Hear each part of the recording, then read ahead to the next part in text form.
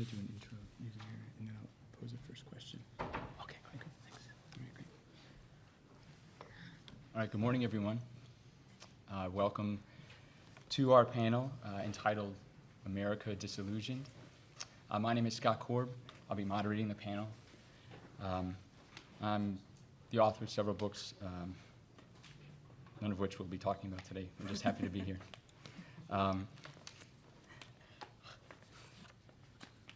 So there's a bit of formal introduction here that the Brooklyn Book Festival would like for me to read, so I will. Before we begin the program, I would like to let you know that books by authors in this program can be purchased from Books on Call NYC downstairs, just outside the entrance to this building. You all passed it on the way in. Immediately following this program, authors will be signing their books at that location. You there?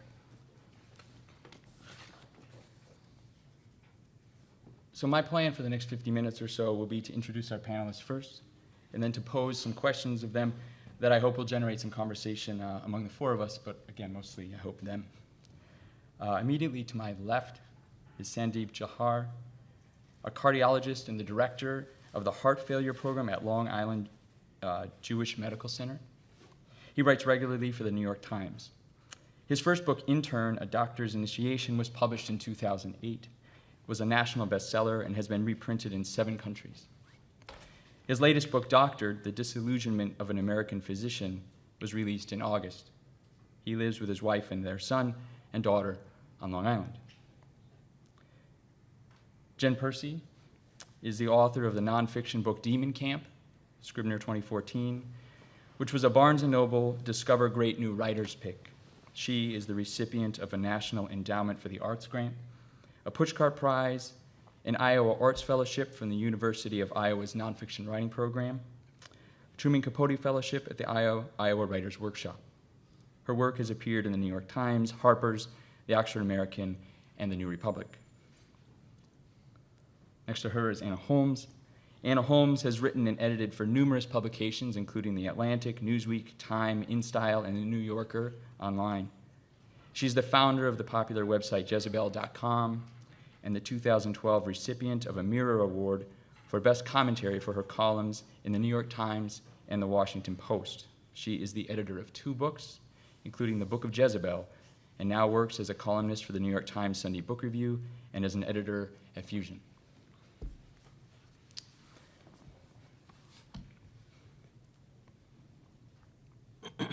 I should also note there's going to be about 10 minutes as we wrap up for Q&A from you, so as those questions come, take note of them in some way. All right. So the announcement that may have drawn some of you here suggested that you would be given answers to this question. How do these writers experience and challenge their frustrations with a changing country? That's a massive question. And that's part of what I like to do, is to get an answer to that question from them. But first, sort of to set the stage, I'd like to ask each of these panelists to describe their most recent work, what brings them here, or to talk a few minutes about what they're most focused on in terms of cultural commentary. What are you thinking about? What are you writing about these days in light of what we've promised everyone here we try to deal with, American disillusion? Sandy. Well, thank you very much for that introduction. So the book Doctored is about what I call the midlife crisis of American medicine. So it's about the total demoralization of the physician and patient community that has developed over the last couple of decades, but it's told through a personal story. My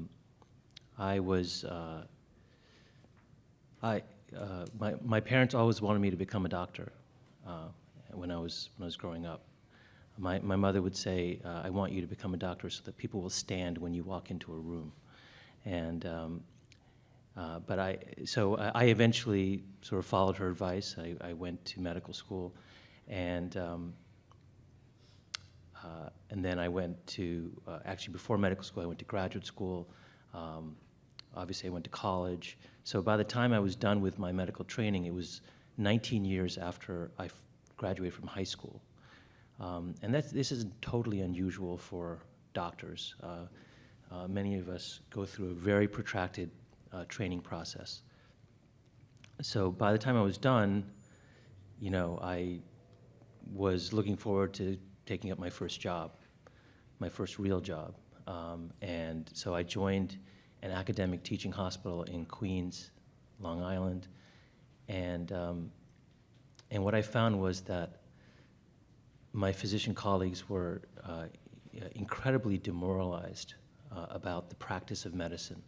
And I also found that patients were really unhappy. I mean, you know, I'd be willing to bet that if I ask anyone in this room, are you happy with America's healthcare system?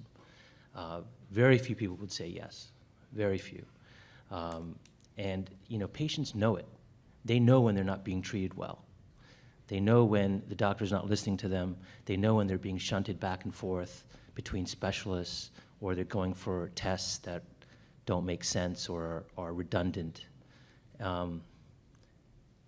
And doctors also know what they're doing. And I think that apart from the obvious stresses in medical practice, like paperwork and dealing with, you know, insurance companies and so on, I think that a major driver of the demoralization of physicians is that we know we're not taking care of our patients well. We feel it, and when you have that sense, it leads to crisis and disillusionment. So that's really what my book is about. But it's a personal story that starts with my first job and what I learned in the first few years of my first job as an attending physician. Great. Jen. Thank you all for coming. I wrote a book called Demon Camp, and it follows the story of a soldier's homecoming from Afghanistan, and he returns to, you know, suffer from severe PTSD, is followed around by his dead friends, and finds no sort of solace in the VA and his friends, feels that the world has abandoned him. And it follows his journey to make sense of the world now with sort of whatever language and sort of narratives are available to him. And I started the book after I read an article about a soldier named Brian Rand, who was talking to the apparition of an Iraqi man he'd killed. And I was really interested in the fact that the past could be so present, you know, literally in your room after the war, and, you know, what that means to live now in the present, if that's true. And so I was interested in sort of dialectic trauma between past and present, what is a traumatic memory, and how is our culture making sense of post-traumatic stress disorder, which is a term I think we say, okay, you have post-traumatic stress disorder, now we know what this means, that means I can just go away from it now, the problem maybe is solved. But, you know, the experience, if we individualize it, is varied. And the soldier I wrote about, you know, kind of had an extreme situation. He ended up getting an exorcism to deal with his post-traumatic stress disorder. He tried many different means. And in the end, that became sort of a commentary in the book on, you know, that became sort of a metaphor. And this religious world he sort of slipped into became a commentary on the vocabulary and the language we rely on to make sense of trauma, and how it's always trying to cover up something, that there's sort of this linguistic subterfuge going on, that, you know, we rely heavily on symbolic meaning, whereas practical meaning, you know, often wins. And looking at sort of the Bush administration, the language they use, which was often relying on, you know, religious vocabulary as well to sort of gain sentiment. So a lot of the book is sort of trying to like analyze sentimentality in our push to into the war on terror, and how